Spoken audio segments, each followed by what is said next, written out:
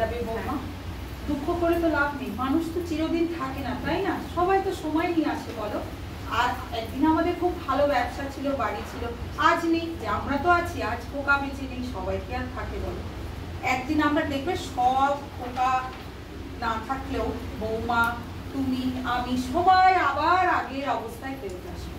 সব সময় ভেঙে পড়লে চলে না, আমরাই যদি ভেঙে পড়ি তাহলে বাবু কি করবে বলো?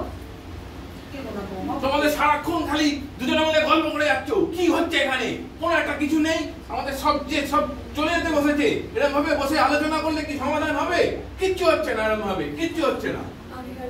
এত উত্তেজিত কেন হচ্ছিস বাবা? তুই বুঝতে পারছিস না? আরে দিনের কথা কত মনে পড়ে। সেটা মনে করে কি হবে? এরকম ভাবে কিছু সমাধান হবে? হবে না। পোকা, শান্ত হও বাবা, শান্ত হও। আমরা আবার আগের জায়গায় ফেরত যাবো। রাগারাগি করে তো কিছু হবে না। একটা ভালো খবর আছে, একটা ভালো খবর আছে। কি হয়েছে? কি হয়েছে? একটা ভালো খবর আছে। শুনি একটু কি বলছে। আমি একটা তোমাদের সমস্যার সমাধান করতে পেরেছি। থামিয়ে দেবে তো?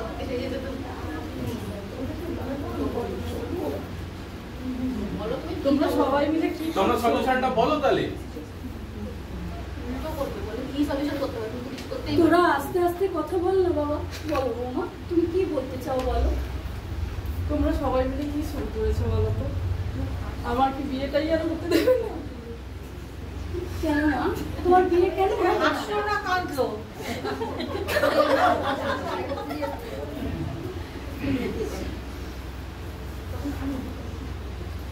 তোমরা সবাই মিলে কি শুরু করেছো?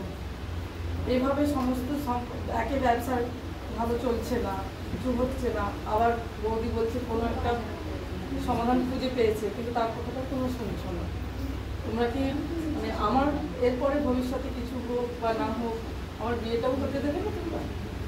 শোনো শোনো, অত চিন্তা করো না। বলছি মা, আমি যেটা তোমাদের এত সমস্যা, এত কিছু একটা উপায় বার করেছি।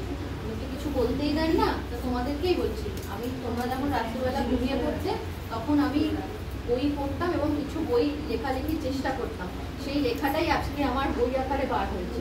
সেখান থেকেই আমি বিভিন্ন পয়সা পেয়েছি, তোমাদের যাবতীয় লোন কিছু আমি শোধ করে দিয়েছি। তোমাদের আর কোনো চিন্তা নেই।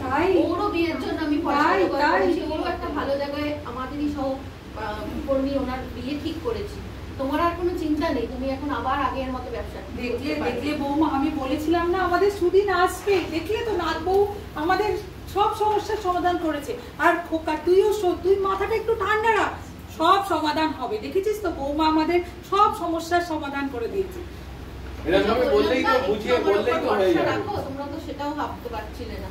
আমরা সবাই একসাথে মিলে আবার আমাদের পরিবারটাকে বাঁচিয়ে দিলে।